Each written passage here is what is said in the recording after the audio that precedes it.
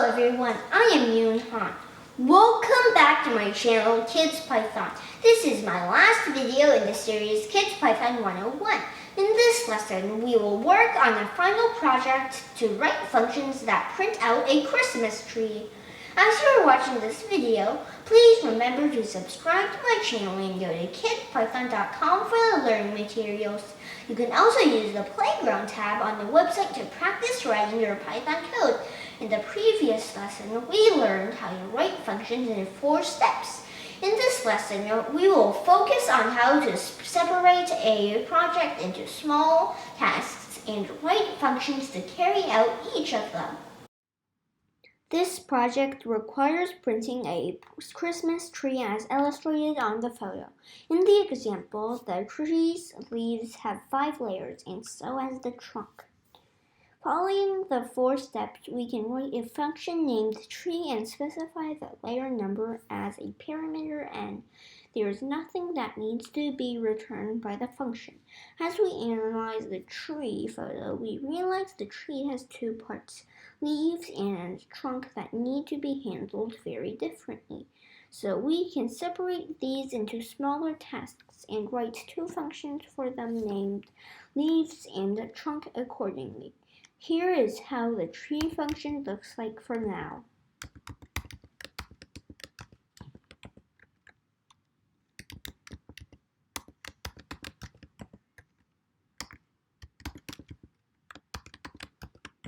Now let's follow the 4 steps to write the leaves function.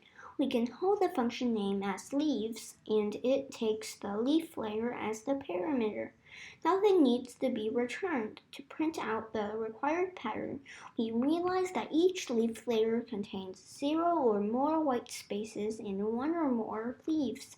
We need to calculate the number of white spaces and leaves separately. After we identified the patterns on how to calculate their numbers based on the iterate number I and the leaf layer parameter, we can write the code block with a for loop like below.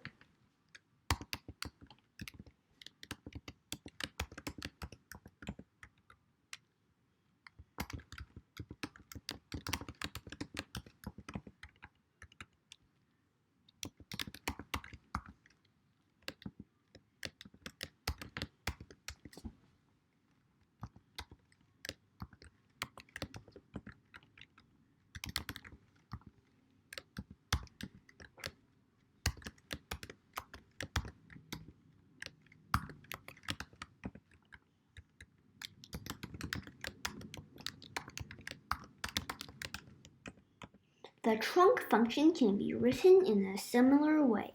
The number of white spaces and leaves do not change across the different iterations.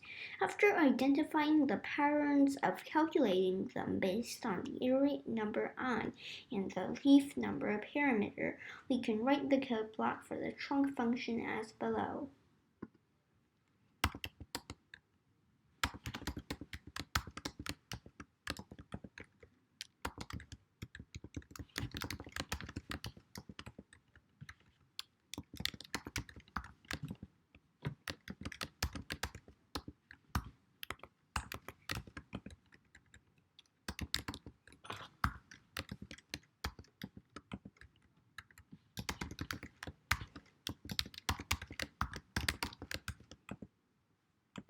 Now let's put all the code together, and this is how it looks as the implementation of the final project.